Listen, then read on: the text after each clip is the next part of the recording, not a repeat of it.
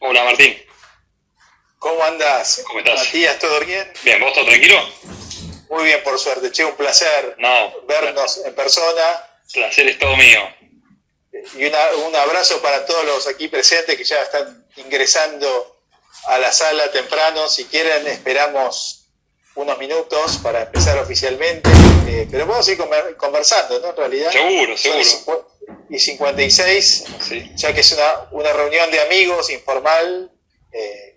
Bueno, yo quería agradecer a Matías por aceptar la invitación, agradecer en nombre de la Fundación Atlas a Matías y presentarlo, ¿no? Que es un gran periodista, es un licenciado en comunicación, columnista del diario Perfil, entre otros medios, unas columnas, digamos, más allá de la información excelente que transmite, con una redacción y de estilo escritor, ¿no? Que realmente genera mucha envidia.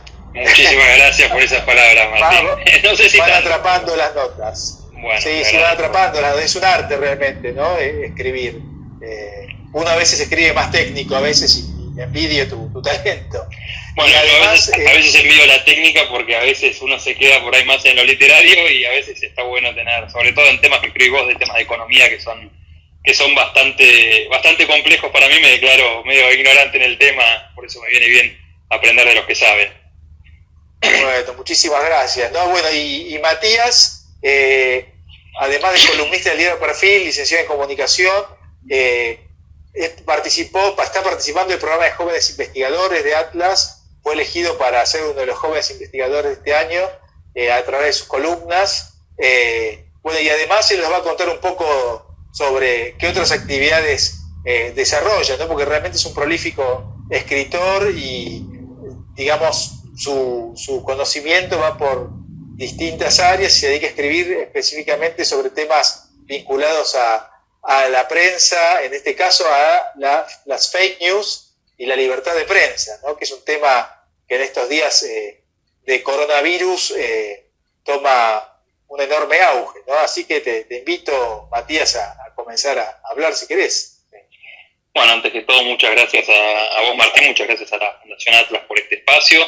Vengo en una cruzada en los últimos días con el tema de fake news, que me parece un tema sumamente interesante, sumamente importante, que nos afecta en la diaria y mucho más nos afecta en estos tiempos de aislamiento, ¿no? En donde estamos, mirá esta situación ya, ¿no? Volcados a nuestros teléfonos celulares, tratando de encomienda de toda esta locura en la que estamos viviendo. Y bueno, este tipo de espacios son siempre bienvenidos para poder reflexionar un poco, ¿no?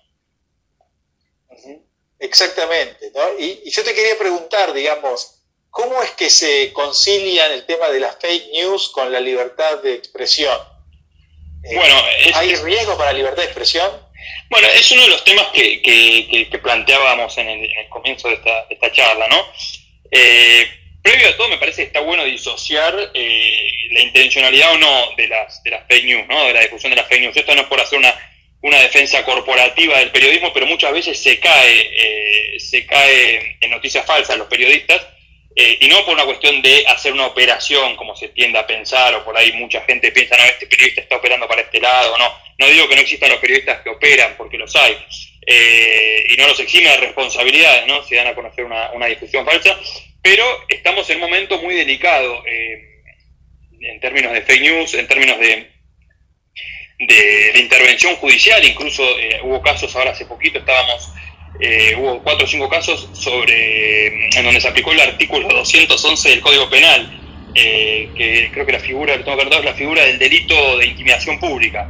Es decir, a personas que difundieron, o puede ser, no sé, mi suegra, que a veces me manda algunos artículos para que chequemos la información, o mismo mis padres que me mandan, simplemente por esa difusión puede llegar a existir una figura penal, y ya eso en cierto modo atenta contra la libertad, porque yo no dudo de la intencionalidad ni de mi suegra ni de cualquiera de mis familiares en que nos envían esto, como decía un poco en la nota de perfil, nos envían esto con una simple cuestión de cuidarnos, de tomar ciertos recaudos al respecto. Hubo un caso, tengo acá los casos ha nombrado, ¿no? Uno fue un fiscal en lo criminal correccional federal que sancionó a una persona que divulgó un falso decreto del Poder Ejecutivo, quitando que hay también personas que a veces uno no entiende cuál es la raíz o qué los motivan, ¿no?, a hacer este tipo de cuestiones.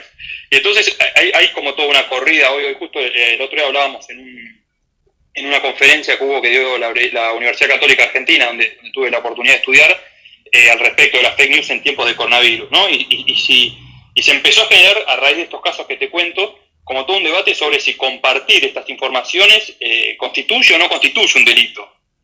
Y la verdad que cuando escuché eso me quedó como, porque yo pensaba en hasta amigos míos que me comparten información y uno se pone a pensar si constituye o no, porque ya estamos entrando, como bien decís, Martín, en el plano de la libertad de expresión, ¿no?, que es delicado.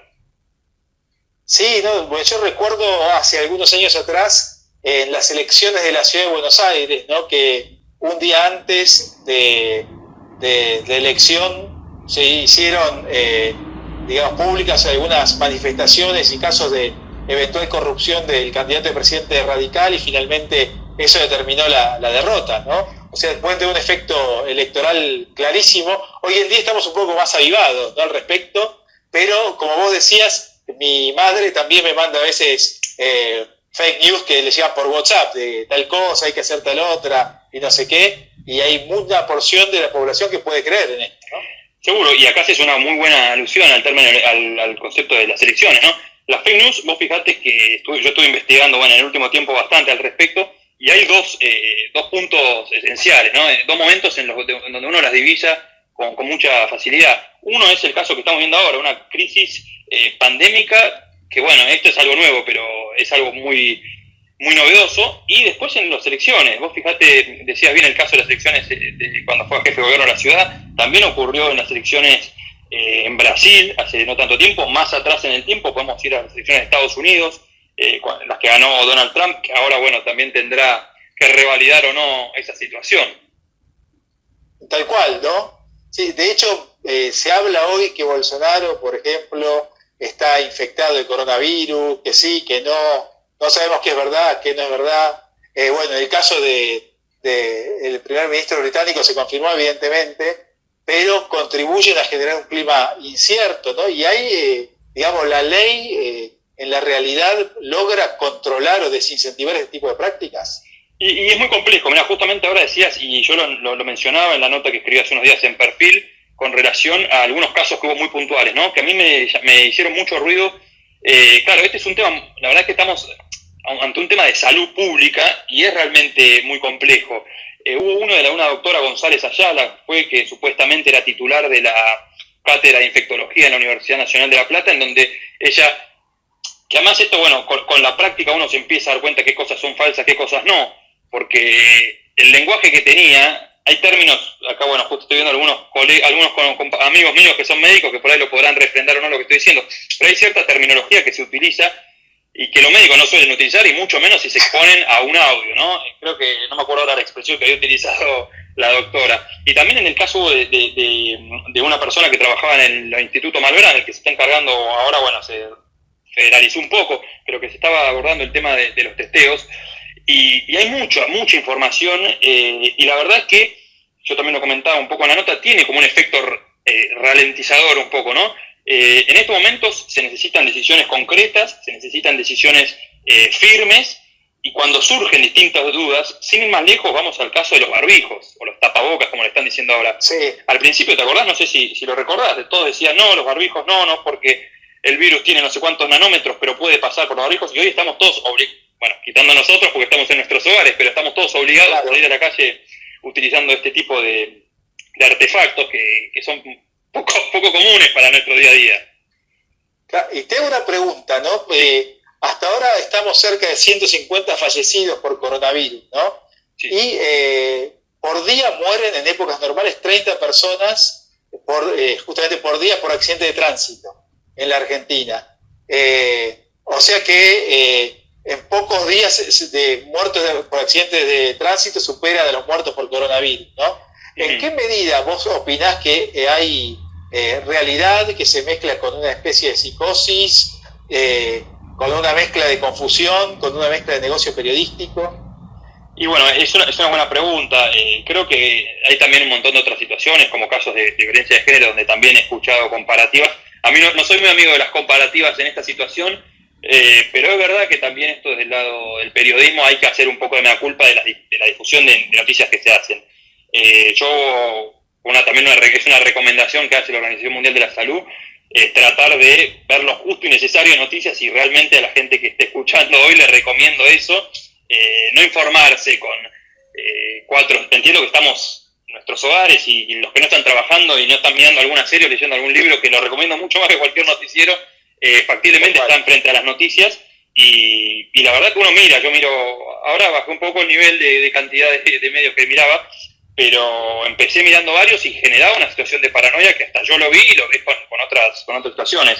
Yo creo que hay también una sensación de algunos medios, uno los tiene bastante divisados en la República Argentina, de medios que tienden al sensacionalismo, al amaricismo, y yo en eso recomiendo que por favor salgan de esa aura mediática, porque hay otros mecanismos, hay otras recomendaciones que se hace también para consumir medios, para informarse, para estar al tanto de la noticia, que es realmente en estos tiempos de un enemigo invisible, como le llama el gobierno, es importante estar informado, es importante conocer algunas cuestiones básicas, como saber que uno no puede salir a la calle sin el tapabocas, sin el barbijo, ¿no? Si uno no consume o no se informa, desconoce eso y capaz puede sufrir algún tipo de problema en la calle con las fuerzas de seguridad.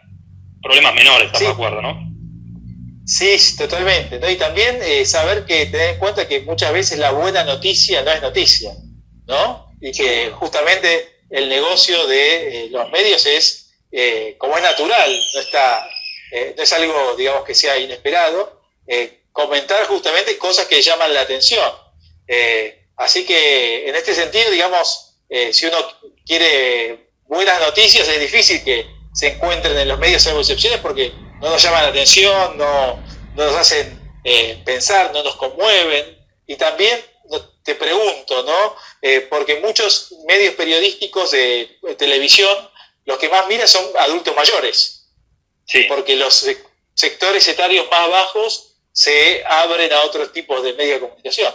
Seguro, sí. Son los más vulnerables. Sí. Tal cual, eso es muy interesante lo que comentás, porque todo el consumo de noticieros, yo me acuerdo, hace poquito tuve en mi correo un informe al respecto, creo que era de Ivo, pero no recuerdo bien, que decía eso que decís, que los adultos mayores, porque bueno, la gente más joven hoy se vuelca a otro tipo de formatos, elige mucho más que consumir y no se somete por ahí al noticiero, o también tiene menos arraigo por ahí con un periodista. Creo que es más de adultos mayores, como bien decías, el hecho de miro a tal periodista y todo lo que dice ese periodista es palabra santa. Creo que, no sé si es bueno, mejor o peor, creo que es una cuestión más que todo de diferencia, de diferentes generaciones, que algunos consumen mucho más la multiplicidad de contenidos, si se quiere, y de multiplataformas, y no se apegan por ahí a un televisor como por ahí lo hacían en épocas anteriores. Tal cual, ¿no? ¿Y qué nos recomendarías para protegernos un poco de las fake news y poder ejercer, ¿no?, esta libertad de información, libertad de prensa de la que gozamos, y donde hay tanta información positiva, buena, y tanta confusión a la vez, ¿no? Sí, es muy complicado. O sea, hay muchísimas recomendaciones, Sí. Muchas recomendaciones al respecto. Principalmente yo la que más recomiendo, y esto es transversal tanto a las redes sociales como a la mensajería. Bueno, yo dentro de lo que es redes sociales metamos WhatsApp como para generalizar, y también frente a artículos periodísticos, el chequear la información. Parece algo tan absurdo como la esencia del periodismo, algo tan esencial, pero hay que chequear, es inevitable. Ejemplo, te mandan alguna información por WhatsApp, chequemos quién nos la manda. Me la mandan mis padres, bueno, ¿quién se la mandó a mis padres? Si es mi padre, la fuente original, ¿de dónde salió esta información? Si es mi madre, bueno, pongo en casos así cercanos para que se entienda.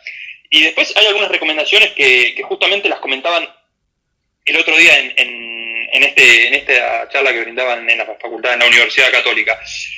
Puntualmente, frente a la caso de noticias periodísticas, lo que se recomienda es chequear esta es una recomendación igual que también se da en otros lados y en distintos organismos internacionales que trabajan este tema. Es chequear la URL, es decir, la barra dirección de la nota. Muchas veces hay información que parece muy verosímil y que está construida en un medio. Hace poquito hubo un caso que me llegó de una exactamente igual, la plataforma de Infobae, era exactamente igual, pero cuando uno miraba en la URL decía Infobea. Algo tan absurdo como eso. Pero claro, la gente pensaba que estaba leyendo una nota de Infobae. Infobae es medio que goza de cierta credibilidad, o de bastante credibilidad, eso bueno, está en cada uno. Que directamente, bueno, mucha gente pensaba que era Infobae. Después también chequeé el periodista. Generalmente las notas en los medios, en casi todos los medios, y más hoy en medios gráficos, están firmadas por algún periodista. Chequear si escribió otras notas al respecto. Si quieren, háganlo conmigo, cuando en las notas de perfil chequeen si yo escribí otras notas, porque quizás solo estoy escribiendo esta nota como para generar difundir o propagar algún tipo de información falsa. Después también analizar las fechas, es algo muy común en las fake news y sobre todo en términos electorales, y pasó el año pasado en el caso de la crisis sociopolítica económica que hubo en Venezuela, en Bolivia, en Chile, que se informa algo actual, pero fue algo de antiguo, ¿no? O sea, se informa como actual algo que ya había pasado hace 4 o 5 años. Y déjame agregar una cosita al respecto de esto, Martín, que en el caso de una foto que se hizo muy viral en estos tiempos de coronavirus, que fue la del famoso mercado, donde supuestamente la víbora, la serpiente mordió el murciélago, el mercado que la gente consume, esa foto está chequeado por distintas agencias, que es una foto de Indonesia. O sea, imagínate... Claro. En lo que estamos viviendo, que esa foto que se divulgó, yo la habré visto no menos de 20, 25 portales, estamos hablando de algo que es completamente falso. Algo que pasó, pero no pasó donde estamos atendiendo, en donde está el ojo de la tormenta. No, tal cual, ¿no? Y el poder de la información visual es increíble. Yo leí un estudio que decía que por segundo ingresan a nuestros 5 sentidos 11 millones de bits de información, de los cuales más de 10 millones entran por la vista. Con lo cual lo que vos ves te queda para siempre en tu interior. No te queda un psiquiatra para sacártelo. Sí, eso, en ese sentido está un poco todas las técnicas persuasivas que tiene la comunicación publicitaria, ¿no? Y te agrego 2 cositas más que me parecen muy interesantes, que es algo que está pasando mucho más hoy. Yo por ahí hice más el foco en las noticias periodísticas, pero también es válida esta sugerencia. Cuando uno recibe un audio, pongamos un ejemplo, que yo me ponga a hablar sobre, en ningún momento informo quién soy, después llega el mensaje de quién soy. Bueno, yo supuestamente ahora voy a conocer un clima apocalíptico para la Argentina, pongámosle un ejemplo, ¿no? Claro. Chequear tan simple en cualquier motor de búsqueda, Google, que por ahí es el que más utilizamos todos, Matías Enríquez WhatsApp. Y al toque, si es una noticia falsa, es muy poco probable que sortee la barreja de Google, y van a ver ahí que figura. Yo ese ejercicio lo hice con los 2 audios que llegaron, el de la doctora González Ayala y el de la doctora Martinich, y al toque salió que en algún medio mayor o menor, después hay que investigar y hacer toda esta información que yo les decía con antelación, y ahí se va a ver, se ve muy claro. Y puntualmente con imágenes que también llegan, está la herramienta Google Images, perdón el inglés, pero bueno, la cuestión de imágenes de Google, en donde nos va a decir si esa foto es de ese momento o de un momento pasado. Si es de un momento pasado, en la mayoría de los casos de los fake news, en el último informe que más o menos me habían pasado al respecto, había casi el 70% de imágenes que se difunden como reales, de noticias que están en tela de juicio, esta cuestión de su verosimilitud o no, son noticias que presentan imágenes antiguas y hasta adulteradas. Claro. Sí, totalmente truchas, ¿no? Así totalmente, que, sí. De paso aprovecho a los participantes para invitarlos a comentar, a preguntar lo que quieran, que Matías nos va a responder, pero sí, digamos, ¿no? La diversidad, la amplitud de información hace que hoy no podamos distinguir lo verdadero de lo falso muchas veces, hay que tener mucho cuidado, y como decíamos, esto puede tener un impacto grande en las campañas políticas. ¿Y cómo ves vos la comunicación del gobierno en materia de coronavirus, ya que estamos en el ámbito de las fake news, información, bueno, etcétera? Sí, es una buena pregunta, es algo que uno analiza y se pone a visualizar un poco. Creo que inicialmente yo escuché una analogía muy buena, no me acuerdo dónde fue que la escuché, y acá cometo el error de no citar la fuente, algo que no me gusta hacer, pero que es una maratón, ¿no? Los tiempos estos de pandemia, alguien lo describió como una maratón, no recuerdo bien quién fue, Y Argentina creo que la salida, yo no corro maratones, pero la salida es muy importante porque, bueno, un poco se empieza a posicionar cómo va a estar uno. Y la salida fue muy buena inicialmente, ¿no? Se tomaron las medidas sanitarias, y acá hago la distinción sanitarias, y que, hablando de este punto, bastante bien, pese a que hubo algunos casos, como el ministro de Salud, que desmereció un poco la llegada del coronavirus.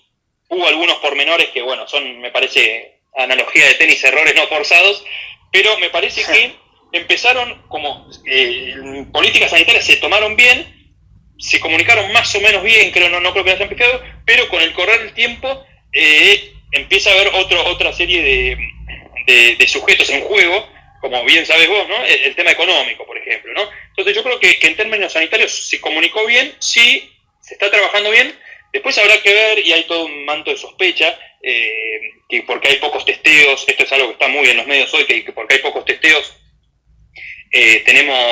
no sabemos la real cantidad de casos. Yo creo que, personalmente creo que en todo el mundo no se sabe la cantidad de casos que hay. Hoy tenemos cifras y alguna gente, yo a veces recibo en grupos de periodistas, algunos que son más oficialistas que celebran, no, miren qué bien las acciones, está achatando la curva. Creo que es muy difícil saberlo hoy. Claro. Esto con el tiempo creo que sí se va a empezar a conocer, y es como todo, habrá que hacer caso un poco a estas situaciones. Pero así como hay un consejo de salud que se asesora en materia sanitaria, creo que debería haber también un consejo económico, y creo que también debería haber un consejo en cuanto a la comunicación para hacerle llegar a cada... hay un poco de trabajo de campo, ¿no? Para hacerle llegar en cada jurisdicción las medidas concretas. Pero acá también hago un poco, parafraseo un poco lo que dicen casi todos los organismos oficiales, que es un escenario muy dinámico este. Entonces también es muy complejo sentenciar verdades absolutas, porque al otro día, y el ejemplo más claro es el de los barbijos, todos decíamos no hay que usar barbijo, y hasta se prohibió, y en algún lugar hasta lo prohibieron, y después tenemos ahora que no podemos salir a la calle sin utilizar el tapabocas, barbijo, o como le quieran decir. Acá tenemos una pregunta de Edgardo Zaguala. Las medidas sanitarias supongamos que fueron bien tomadas, pero ¿hay claridad de las cuentas públicas en los gastos? Bueno, es muy buena la pregunta de Edgardo. Sí. Yo creo que en algunos casos sí hay claridad. Me parece, y esto hay que reconocerlo también, que por ejemplo en el caso del gobierno de la ciudad ha tomado la antipática medida de los adultos mayores, que en muchos grupos he visto que hubo quejas, pero creo que sí las están comunicando bien.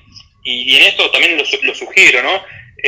Decir que tienen unos horarios medio extraños, a veces hablan muy temprano y quizá hoy la gente duerma hasta un poquito más tarde en caso que pueda, pero sí, a veces hablan muy temprano, pero es muy bueno porque en la conferencia por lo pronto creo que la manera de expresarse, de comunicar del ministro de Salud porteño es muy claro. La verdad que no me costó, por ahí en otros ministros de salud de otras partes, de otras provincias sí veo que son un poco más complejos, que empieza a dar cuenta de que por ahí no saben bien para dónde van, pero me pareció el caso de Fernán Quirós un buen ejemplo de comunicación de gobierno.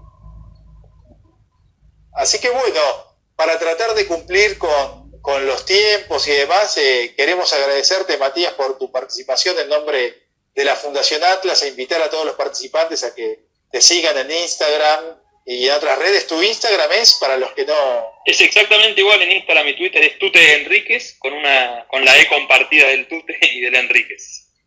Perfecto. Así que bueno, te agradecemos muchísimo, invitamos a los asistentes a que te sigan y que sigamos conversando sobre estos temas tan apasionantes. Bueno, yo soy Martín Simonetta y en nombre de Fundación Atlas te agradezco muchísimo y agradezco a todos los presentes. Y vamos a continuar con estas experiencias tan ricas de poder en poquito tiempo desde la casa tener contacto directo con los protagonistas de la Argentina y que defienden las ideas que nosotros compartimos.